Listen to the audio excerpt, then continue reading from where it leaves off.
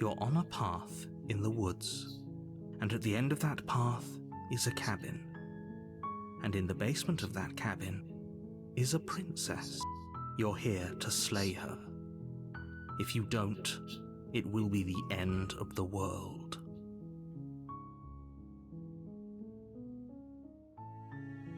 I'm talking about the end of everything as we know it. No more birds, no more trees, and perhaps most problematically of all, no more people. You have to put an end to her.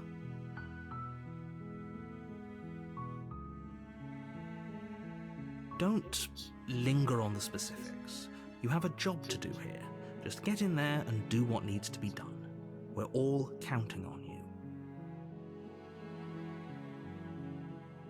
Look, you're already on the path that leads to the cabin. Why would you be here if it weren't to complete a very important task? You've made it this far, you might as well reach the end of your journey.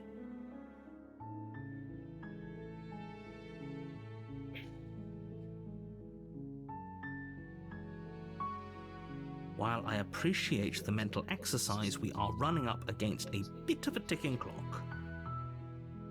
Nevertheless, let me assure you, the princess is locked up because she's dangerous. She is not dangerous because she's locked up. And before you decide to waste even more of our time by asking how I know that, let me suggest a more pragmatic lens through which to view this situation. Causality doesn't matter here, because the end result is the same no matter what led us up to this point. If the princess leaves the cabin, the world will end, and there is no changing that. It's no use arguing semantics over a metaphorical chicken or egg, because the egg is hatched and it's about to ruin everything.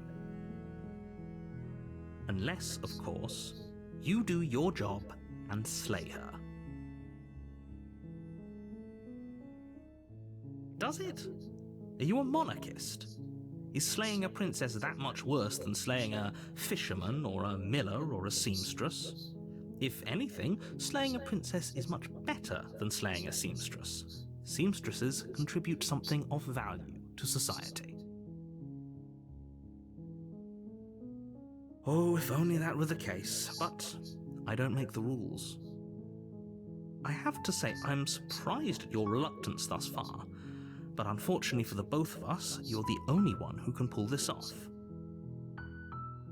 Like I said, I don't make the rules, no matter how much I wish I did.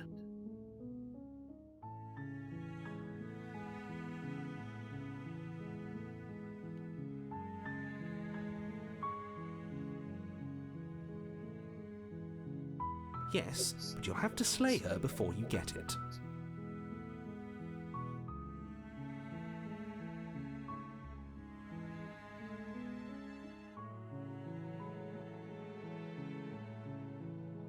It's a secret, but I think you'll like it. It's a special reward, just for you. And whatever you think it might be, I can promise you it's going to be even better than your wildest imagination.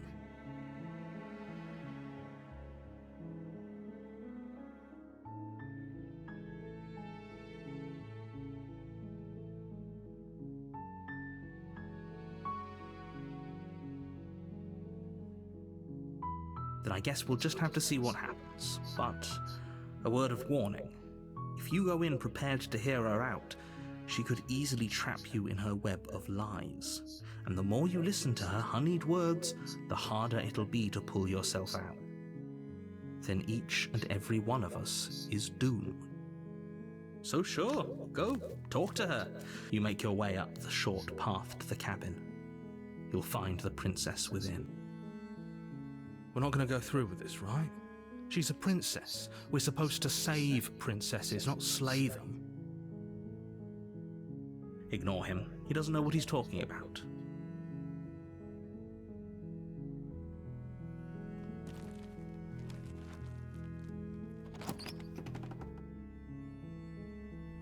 The interior of the cabin is almost entirely bare. The air is stale and musty, and the floor and walls are painted in a fine layer of dust. The only furniture of note is a plain wooden table. Perched on that table is a pristine blade. The blade is your implement, You'll need it if you want to do this right.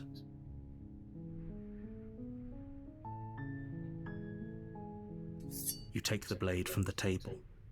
It'd be rather difficult to slay the princess and save the world without it.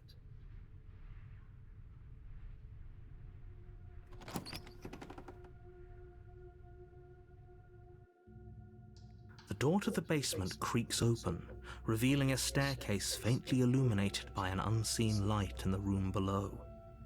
This is an oppressive place. The air feels heavy and damp, a hint of rot filtering from the ancient wood. If the princess really lives here, slaying her is probably doing her a favor. Her voice carries up the stairs. Who's there? She sounds dangerous. It's almost as if she's the one in charge down here. Don't let it fool you. It's all part of the manipulation.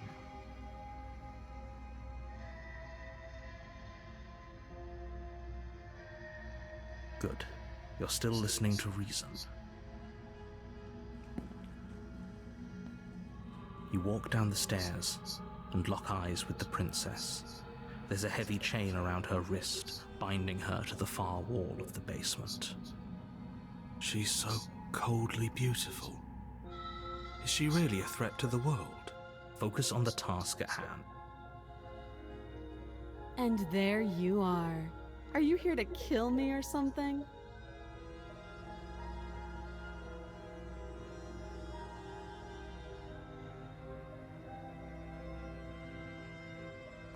You step forward, your grip on the blade tightening as you steel your resolve.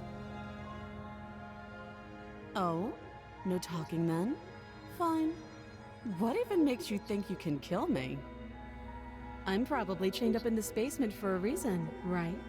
And if that knife is the only weapon you have, you'll have to get close enough to use it.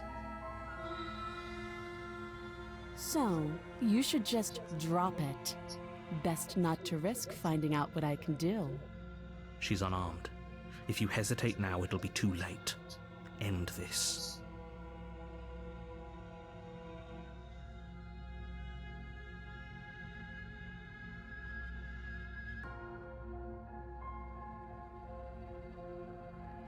You lunge forward without a moment's hesitation. You feel flesh easily give way and look down to see your blade already sinking deep into her heart. Oh. This is it, isn't it? I'm almost embarrassed. I should have seen that coming. But I have to wonder, do you actually believe this was enough to kill me? It's like she's convinced she can't die. Yes, even as she lays there dying, she entirely believes herself to be alive and well. But it's over, isn't it? She stopped breathing moments ago, that arrogant look still plastered on her face. But is it over? Really over?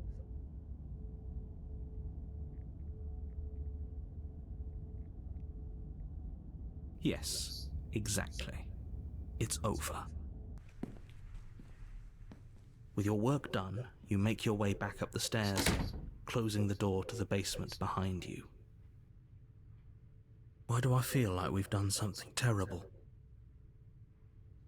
You did kill someone. Greater good or not, something would be very wrong with you if you didn't feel at least a little bad. But it was for the greater good. One of these days that will sink in and help ease your guilty conscience. But that day isn't today. Let's just get out of here. You open the cabin door, ready to return to a world saved from certain doom. Only, a world saved from certain doom isn't what you find. Instead, what you find is nothing at all. Where a lush forest stood mere minutes ago, the only thing in front of you now is the vast emptiness of some place far away. What happened? Everyone is fine. It's just that you and the cabin are now far away from them. Don't worry. You'll be safe here. This is good. Everyone is happy. You'll be happy.